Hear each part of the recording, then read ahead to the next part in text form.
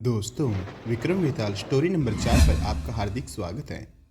वेताल के उड़ने के बाद दोबारा विक्रमादित्य वृक्ष की ओर दौड़े और पेड़ पर उल्टे लटके वेताल को कंधे पर लाद कर चल पड़े। इसी बीच एक बार फिर वेताल ने राजा को एक नई कहानी सुनाते हुए कहा, दोस्तों, बहुत समय पहले एक भोगवती नाम की नगरी हुआ करती थी। उस नगरी में राजा रूपसेन का राज था। राजा को शादी करने का बड़ा मन था। एक दिन राजा ने अपनी चिंतामणि नाम के तोते से पूछा, बताओ मेरी शादी किसके साथ होगी। तोते ने कहा, मगध की राजकुमारी चंद्रावती से। राजा ने तोते की बात सुनते ही एक ज्योतिषी को बुलाकर यही सवाल पूछा। ज्योतिषी ने भी राजा को वही उत्तर दिया जो तोते ने दिया था। मगध की राजकुमारी को भी अपने होने वाले वर के बारे में जानने का बड़ा मन था। राजकुमारी ने अपनी मैना मंजरी से पूछा, अरे ये बताओ मेरा विवाह किसके साथ होगा। मैना ने भी राजकुमारी को राजा रूपसेन से शादी होने की बात बताई। इतना सुनने के बाद दोनों नगरी की तरफ से शादी का न्योता एक दूसरे को भेजा गया, जो स्वीकार हो गया। इस तरह राजा रूपसेन और राजकुमारी की शादी हो गई। शादी होने के बाद रानी अपने साथ मैना को भी लेकर आई। राजा ने तोते से मंजरी मैना की शादी करवा दी और दोनों को एक पिंजरे में ही रखवा दिया। एक दिन किसी बात को लेकर मैना और तोते के बीच में बहुत बहस होने लगी। मैना गुस्से से कहने लगी, पुरुष पापी, धोखेबाज और अधर्मी होते हैं। फिर तोते ने कहा, स्त्री लालची, झूठी और हत्यारी होती है। दोनों के बीच का झगड़ा इतना बढ़ गया कि यह बात राजा तक पहुंच गई। राजा ने दोनों से पूछा, क्या हुआ, तुम दोनों क्यों लड़ रहे हो। मैना ने झट से कह दिया कि महाराज, आदमी बहुत बुरे होते हैं। फिर सीधे कहानी सुनाने लग गई। मैना ने कहा, महाराज, सालों पहले इलाहापुर नगरी में महाधन नाम का एक सेठ रहता था। उस सेठ के घर शादी के कई सालों बाद एक लड़का पैदा हुआ। महाधन सेठ ने उसका बड़े ही अच्छे से पालन पोषण किया। अच्छे संस्कार मिलने के बाद भी सेठ का बेटा बड़ा होकर जुआ खेलने लगा। जुए की लत से वो सारा पैसा जुआ खेलते हुए हार गया। इसी बीच सेठ की मौत हो गई। जुए की लत की वजह से न तो लड़के के पास पैसे बचे और न ही पैसे कमाने वाला बाप। तो लड़का अपना नगर छोड़कर चंद्रपुरी नगर पर पहुंच गया। नए नगर पहुंचकर लड़के की मुलाकात कर्ज देने वाले साहूकार हेमगुप्त से हुई। लड़के ने अपने पिता के बारे में साहूकार को बताया और एक झूठी कहानी उसको सुनाने लगा। उसने कहा कि वो जहाज लेकर बहुत बड़ा सौदा करके लौट रहा था। उसी समय समुद्र में इतना तेज तूफान आया कि उसका जहाज वहीं डूब गया और वो बच बचाकर यहाँ पहुंचा है। इतना सुनते ही साहूकार ने उसे अपने घर में रहने की इजाजत दे दी। इसी बीच हेमगुप्त साहूकार को ख्याल आया कि सेठ का यह लड़का मेरी बेटी के लिए अच्छा वर साबित हो सकता है। तुरंत साहूकार ने अपनी बेटी की शादी सेठ के बेटे से करवा दी। शादी के कुछ दिन बाद तक अपने दामाद का काफी सत्कार करने के बाद साहूकार ने अपनी बेटी को खूब सारा धन देकर विदा कर दिया। दोनों के साथ साहूकार ने एक दासी को भी भेजा। रास्ते में सेठ के बेटे ने अपनी पत्नी से कहा, सारे गहने मुझे दे दो, यहाँ कई लुटेरे हैं। उसकी पत्नी ने ऐसा ही किया। जेवर मिलते ही उसने दासी को मारकर कुएं में फेंक दिया और अपनी पत्नी को भी कुएं में धक्का दे दिया। लड़की जोर जोर से रोने लगी। उसकी रोने की आवाज सुनकर एक राहगीर ने महिला को कुएं से निकाला। कुएं से निकालते ही वो अपने पिता के पास चली गई। लड़की ने अपने पिता को सच्चाई नहीं बताई। उसने कहा कुछ लुटेरों ने उन्हें लूट लिया और दासी को मार दिया। साहूकार ने अपनी बेटी को दिलासा देते हुए कहा, चिंता मत करो, तुम्हारा पति जिंदा होगा और वो कभी ना कभी जरूर लौट कर आएगा।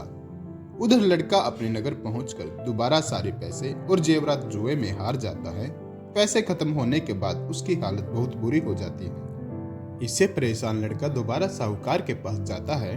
वहां पहुंचते ही उसकी मुलाकात उसकी पत्नी से होती है। वो उसे देखकर बहुत खुश होती है और बताती है कि उस दिन जो कुछ भी हुआ उसने अपने पिता को नहीं बताया है। वो उस झूठी कहानी के बारे में अपने पति को बताती है। जैसे ही साहूकार अपने दामाद को घर में देखा तो उसने उसका स्वागत किया। कुछ दिन साहूकार के घर में रहने के बाद एक रात को मौका देखकर सेठ का बेटा अपनी पत्नी को मारकर उसके सारे जेवरात लेकर फरार हो जाता है। यह कहानी बताने के बाद मैना कहती है, महाराज, ये सब होते हुए मैंने खुद अपनी आंखों से देखा है। यही वजह है मैं आदमियों को पापी कहती हूँ। मैना की कहानी सुनने के बाद राजा तोते से कहता है, अब तुम बताओ, स्त्रियों को बुरा क्यों कह रहे हो। यह सुनते ही तोता भी कहानी सुनाने लग जाता है। वो बताता है कि एक समय वो कंचनपुर में सागर दत्त नाम सेठ के यहाँ रहता था। उसके बेटे का नाम श्रीदत्त था, जिसकी शादी पास के ही नगर श्री विजयपुर के सेठ सोमदत्त की बेटी से हुई थी। शादी के बाद व्यापार करने के लिए लड़का प्रदेश चला गया। उसकी पत्नी जयश्री उसका इंतजार बेसब्री से करती थी, लेकिन 12 साल गुजर गए, लेकिन वो प्रदेश से लौटकर नहीं आया। अपने पति का इंतजार करते हुए एक दिन महिला अपनी छत से एक पुरुष को आते हुए देखती है। वो उसे बेहद पसंद आता है। वो उसे अपनी सहेली के घर बुलाती है। वो उससे बात करती है और उससे रोज अपनी सहेली के घर मिलने को कहती है। अब श्रीदत्त की पत्नी जयश्री उस युवक से रोज मिलने लगी।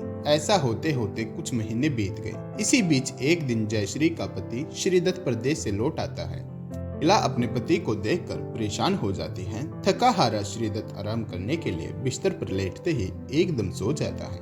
मौका देखते ही उसकी पत्नी उस युवक से मिलने के लिए अपनी सहेली के घर चली जाती है।